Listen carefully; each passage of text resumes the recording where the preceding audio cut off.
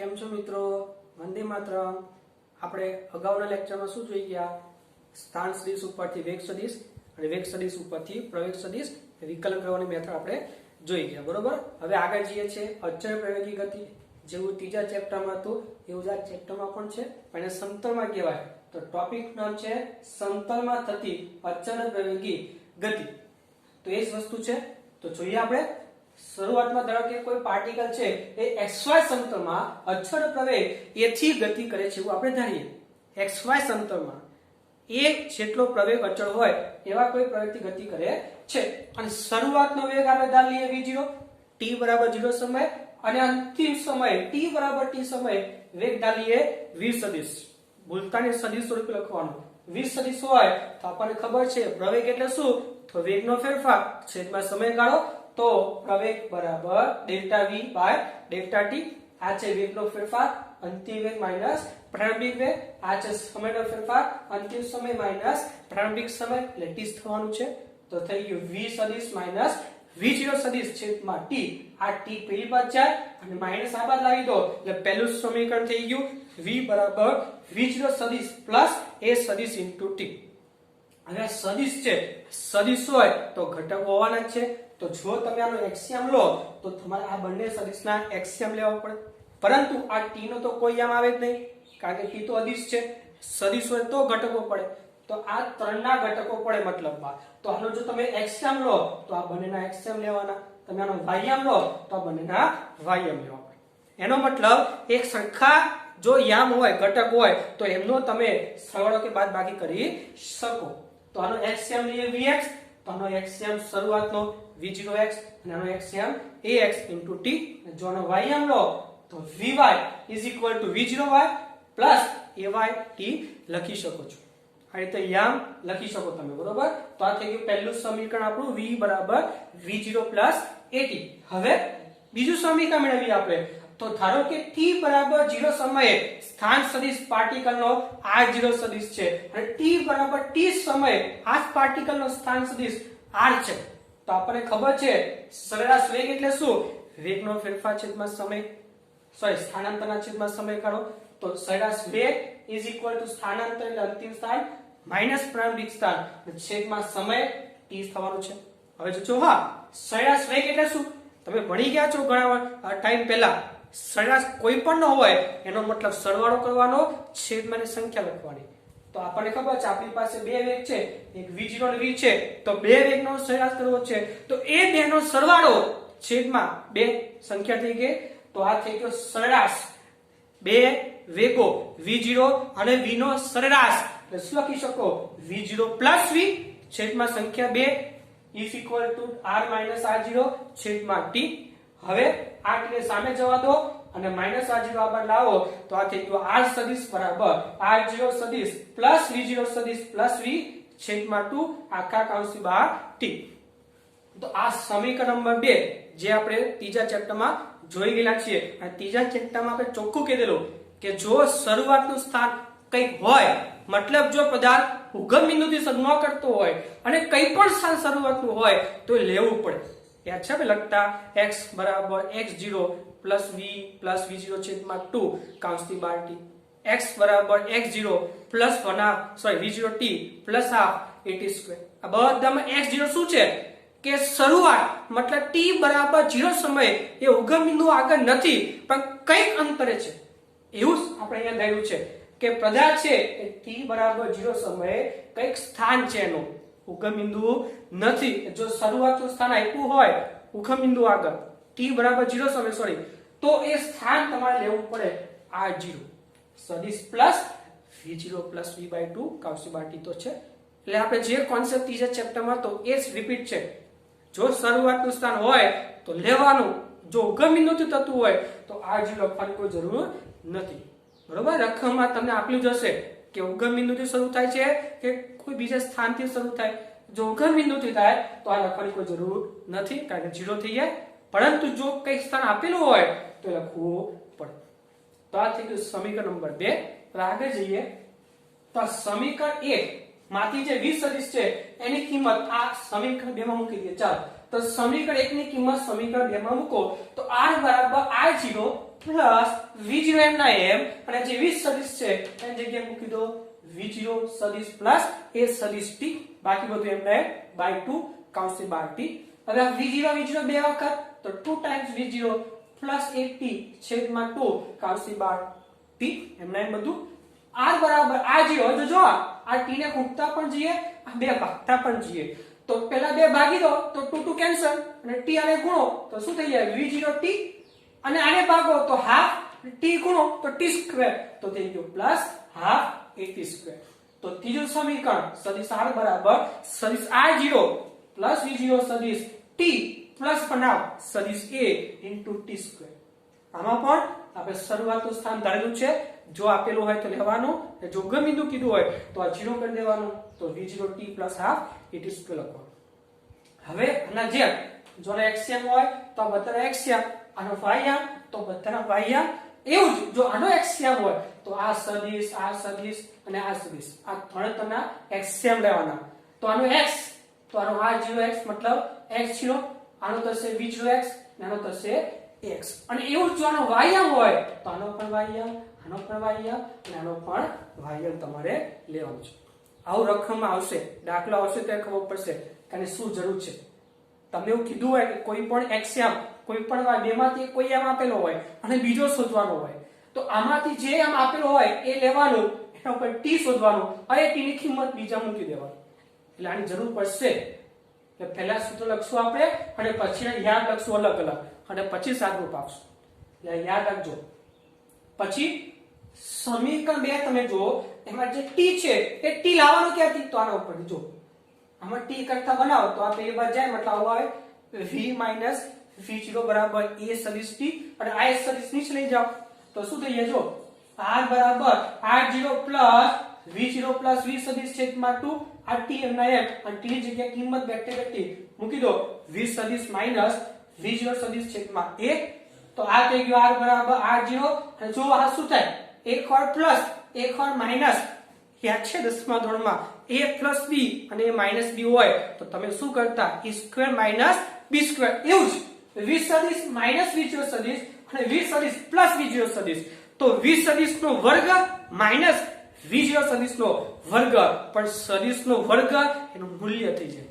આ યાદ રાખો, કોઈ પણ સદિશનો વર્ગ કરો એનું મૂલ્ય થઈ જાય. બરોબર. તો અહીંયા જે v સ્ક્વેર માઈનસ v0 સદિશનો વર્ગ કર્યો તમે, v સદિશનો વર્ગ માઈનસ v0 વર્ગ કરો તમે તો એના મૂલ્યમાં રૂપાંતર થઈ જાય તો તમે v square minus v0 square લખી શકો. તો સૂત્ર થઈ ગયું સદિશ r બરાબર r0 સદિશ plus v square minus v0 square છેદમાં 2a. સમીકરણ નંબર 4. તો આપણે આ ચાર સમીકરણ ઓલરેડી ભણી ગયા છીએ. એ જ વસ્તુ ફરીથી રિપીટ છે, ખાલી ફરક શું છે સદિશ સ્વરૂપે, બીજું કોઈ ફરક નથી. આના ઉપરથી એક નોટ કરી શકો આ xy જ્યાં તમે લખો છો એના ઉપરથી શું લખાય કે સમતલમાં થતી અચળ પ્રવેગની ગતિને બે સ્વતંત્ર એક સાથે અચળ પ્રવેગથી એક પરિમાણમાં પરસ્પર લંબ દિશાઓમાં થતી ગતિ સ્વરૂપે દર્શાવી શકાય. એનો મતલબ શું કે તમારે જો સમતલમાં ગતિ દર્શાવવી હોય તો તમે એનો એક્સિયમ અને વાયમ. હવે એક્સિયમ મતલબ એક જ યમ મતલબ વન ડાયમેન્શન અને વાયમ એટલે માત્ર વાયમ એ પણ વન ડાયમેન્શન.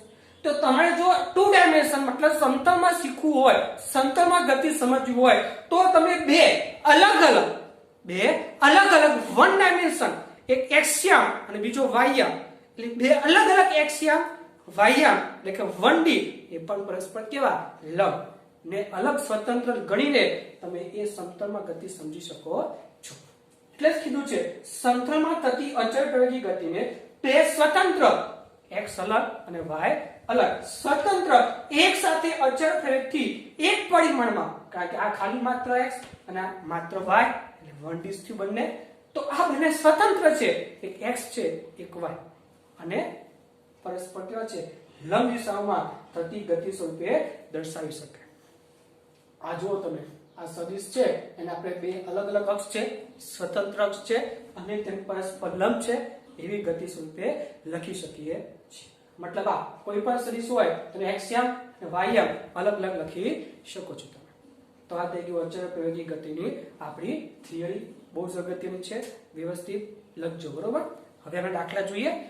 જો એક દાખલો છે ઉદાહરણ નંબર 4.5 એનો રકમ આપણે જોઈએ. પહેલા તો રકમ છે t બરાબર 0 સમયે એક કણ ઉગમ બિંદુ પાસેથી, જો શબ્દ આપ્યો છે t બરાબર 0 સમયે પાર્ટિકલ ઉગમ બિંદુ આગળ છે, એનો મતલબ જે આપણે r0 લખતા હતા, બધામાં r0 લખતા હતા એ 0 થઈ જશે, લખવાની કોઈ જરૂર નથી. અને મોટા ભાગના દાખલામાં આવું જ આવશે. તે ઉગમ બિંદુ આગળથી 5i મીટર પર સેકન્ડના વેગથી ગતિ શરૂ કરે છે. શરૂ કરે છે મતલબ શરૂઆતનો વેગ કહેવાય. તો v0 સદિશ બરાબર 5i xy સમતલમાં તેની પર બળ એવી રીતે લાગે છે જેથી તે 3i પ્લસ 2j મીટર પર સેકન્ડ સ્ક્વેર નો અચળ પ્રવેગ ઉત્પન્ન કરે. તો પ્રવેગ થઈ ગયો આપણો 3i પ્લસ 2j મીટર પર સેકન્ડ સ્ક્વેર. તો સૌથી પહેલો ભાગ કીધો છે જ્યારે કણનો એક્સયામ 84 મીટર હોય ત્યારે તેનો વાહ્યાંક કેટલો થાય. હવે એક્સયામ એટલે શું? તો એક્સયામ એટલે એના અંતનો એક્સયામ. એક્સયામ એટલે શું? એના અંતનો સ્થાન સદિશ જે હોય ને એનો એક્સયામ. મતલબ આ એટલે એવું નહીં કીધું હોય કે સ્થાન સદિશનો એક્સયામ, એવું નહીં કે ખાલી શું કે એનો એક્સયામ. તો જો એનો એક્સયામ તમને કીધો હોય બાય ડિફોલ્ટ એના સ્થાન સદિશનો એક્સયામ કહેવાય. તેનો એક્સયામ 84 મીટર હોય તેનો વાહ્યાંક કેટલો થાય? આ પહેલો ભાગ. અને બીજો ભાગ તે સમયે આ કણની ઝડપ કેટલી થાય. બે વસ્તુ તમને કીધેલું છે, તો આપણે શોધીએ.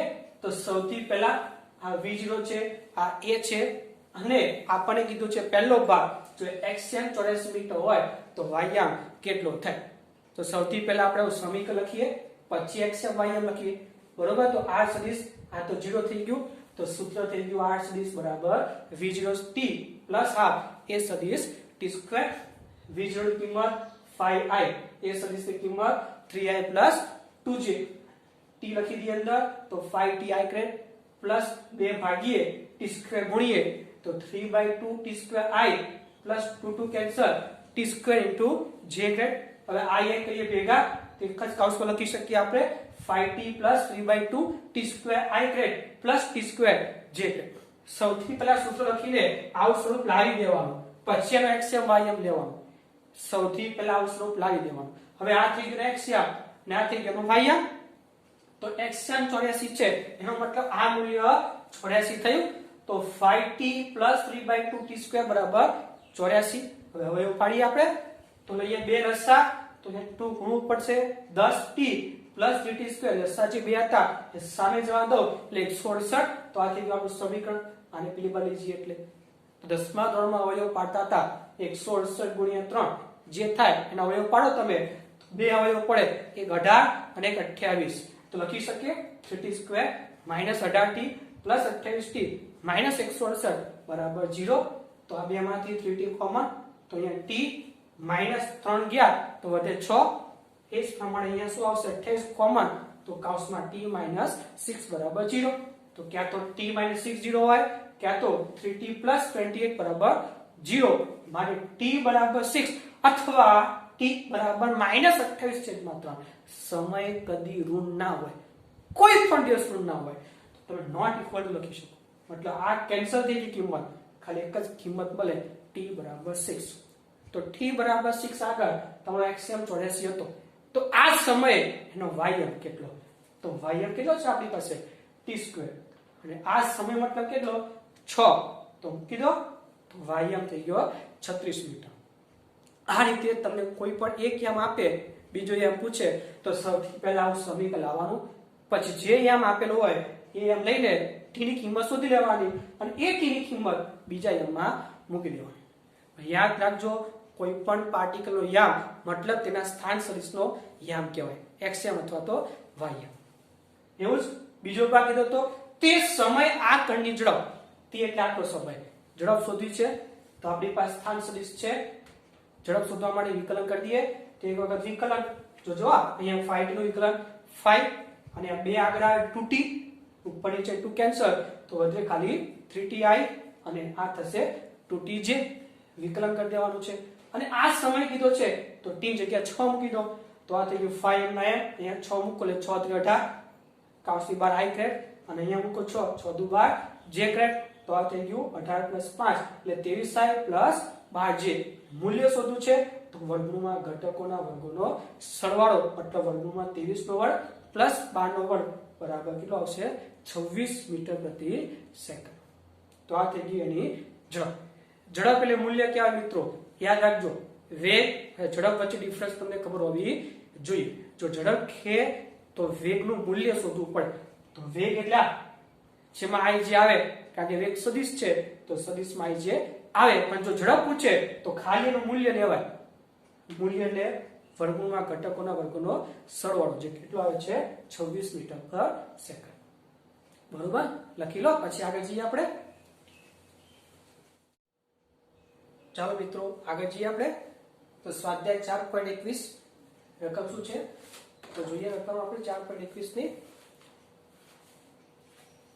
કોઈ ખંડ t બરાબર 0 સમયે ઉગમ બિંદુ આવ્યું એટલે r0 બરાબર 0 થી 10 જે ગ્રેડ મીટર પર સેકન્ડના વેગથી ગતિ શરૂ કરે છે મતલબ શરૂઆતનો વેગ કહેવાય r0 બરાબર 0 છે આપણી પાસે અને xy સમતલમાં તેનો અચળ પ્રવેગ આપણી પાસે પ્રવેગ છે 8i ગ્રેડ પ્લસ 2j ગ્રેડ મીટર પ્રતિ સેકન્ડ સ્ક્વેર છે તો સૌથી પહેલો સવાલ કયા સમયે તેનો એક્સિયમ 16 મીટર હશે એક્સિયમ મતલબ સ્થાન સદિશનો એક્સિયમ અને આ સમયે તેનો વાયમ કેટલો હશે પહેલા સવાલમાં બે વસ્તુ કયા સમયે અને એનો વાયમ કેટલો પછી બીજો સવાલ છે આ સમયે તેની ઝડપ કેટલી હશે મિત્રો ઝડપ કીધી છે એટલે મૂલ્ય શોધવું પડશે જો વેગ કીધો હોય તો સદિશ સ્વરૂપે લખી દેવાનું ઝડપ કીધું હોય તેનું મૂલ્ય પણ શોધવાનું તો પહેલો ભાગ શોધીએ કયા સમયે તેનો એક્સિયમ 16 મીટર હોય અને આ સમયે તેનો વાયમ શોધો તો સૌથી પહેલા સ્થાન સદિશનું સૂત્ર કિંમત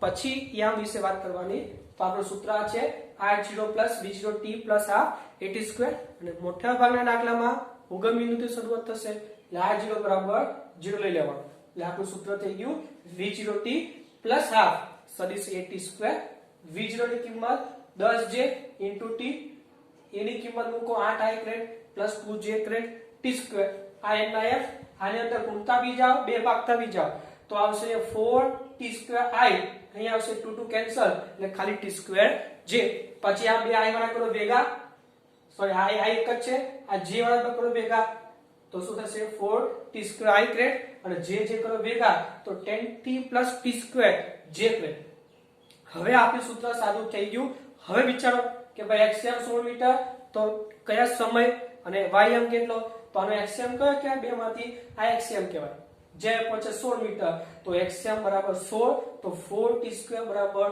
16 4 4 કેન્સલ મતલબ 4 અને 4 નું વર્ગમૂળ થશે 2 સેકન્ડ મતલબ 2 સેકન્ડ આપણે એક્સિયમ 16 મીટર મળવાનું છે અને આ સમય વાયમ કેટલો કીધું છે તો આ થઈ ગયો આપણો વાયમ તો y બરાબર 10t + t² અને આ સમય મૂકી દો આમાં તો અહીંયા t ની જગ્યાએ 2 આ 2 નો વર્ગ તો આ થશે 10 દુ 20 અને આ થશે 2 દુ 4 તો 20 + 4 મતલબ 24 મીટર જવાબ થઈ ગયો તો આ થઈ ગયો પહેલો ભાગ પછી બીજો ભાગ આ સમય તેની ઝડપ કેટલી તો પહેલા v શોધીએ આપણે તો આપણી પાસે આનું સમીકરણ બેઠું લખી દેવાનું પછી v એટલે dr/dt મતલબ સ્થાન સદિશનું વિકલન તો શું થશે ઘાત આગળ ઘાતમાં એકનો ઘટાડો મતલબ 2 આગળ તો થઈ ગયું 8t i grade plus 10t નું થશે 10 અને t² નું થશે 2t કૌંસની બહાર j ગ્રેડ માટે v સદિશ બરાબર હવે આ સમય મતલબ 2 સેકન્ડ તો જે t છે બધી જગ્યાએ 2 મૂકી દો તો અહીંયા 2 મૂકો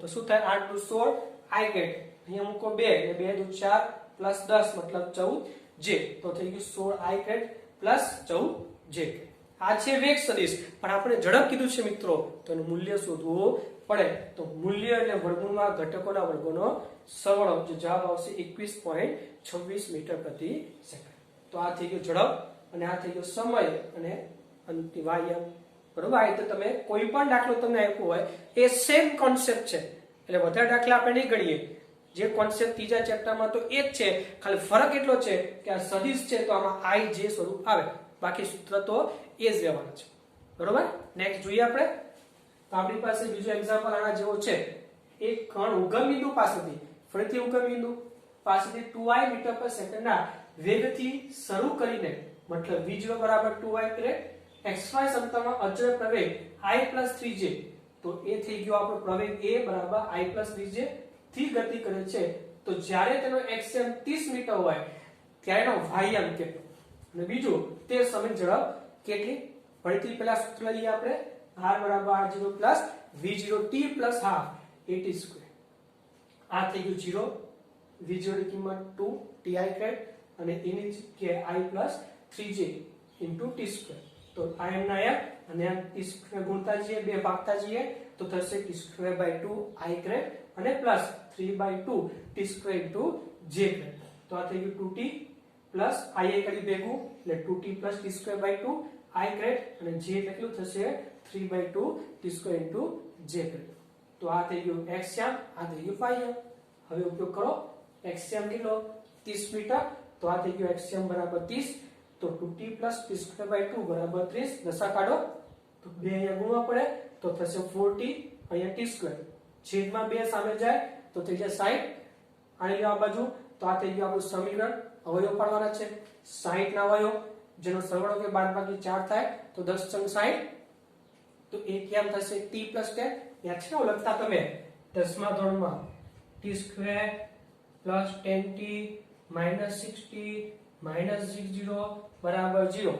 બે માં t કોમન કાઢો એટલે તમને એક કૌંસમાં શું મળતું t plus 10 અને આમાંથી -6 કાઢો, -6 છે એટલે અંદર પ્લસ થઈ જાય તો એક અવયવ થઈ ગયો t plus 10 અને બીજો થઈ ગયો t -6 બરાબર 0. તો t બરાબર -10 અથવા t બરાબર 6. આ સમય કદી માઈનસમાં હોય નહીં, નોટ ઇક્વલ ટુ -10. તો થઈ ગયું t બરાબર 6 જે આપણો જવાબ થઈ ગયો. તો કયો સમય થઈ ગયો 6 સેકન્ડ. અને આ સમય તેનો વાયામ શોધવાનો છે. તો આપણો વાયામ 3/2 t square એમાં t જગ્યાએ જે 6 મળ્યું છે મૂકી દો. y બરાબર 3/2 t square વાયા t જગ્યાએ 6 નો વર્ગ 36/2 કરો તમે તો શું થશે 18 અને 18 ગુણ્યા 3 કરો શું થશે 54 મીટર. તો આ થઈ ગયો આપણો વાયામ. આવો જ બીજો ભાગ ઝડપ શોધવી છે. ઝડપ એટલે મૂલ્ય. સૌથી પહેલા વેગ શોધીએ. તો વેગ એટલે શું? સ્થાન સદિશનું વિકલન. તો આપણી પાસે r સદિશ બરાબર કેટલું છે ભાઈ 2t plus t square by 2 I crate plus 3 by 2 t square j. અને વેગ સદિશ એટલે dr by dt બરોબર. સ્થાન સદિશનું સમય સાપેક્ષ વિકલન. તો કરો વિકલન, 2t નું થઈ જાય 2, આ ઘાત આગળ આવે 2t થાય ને, 2 2 કેન્સલ મતલબ t કૌંસની બહાર I ક્રેટ અને અહીંયા t સ્ક્વેર મતલબ 2t, 2 ઉપર નીચે કેન્સલ તો થશે 3t j ક્રેટ. આ થઈ ગયું વિકલન. હવે આ સમય મૂકી દો, t જગ્યા 6, અહીંયા આવશે 6 + 2 મતલબ 8, અહીંયા 6 મૂકો 6 × 18 j ક્રેટ. આ થઈ ગયું વેગ સદિશ. પણ આપણે ઝડપ કીધું છે તો મૂલ્ય શોધવું પડે.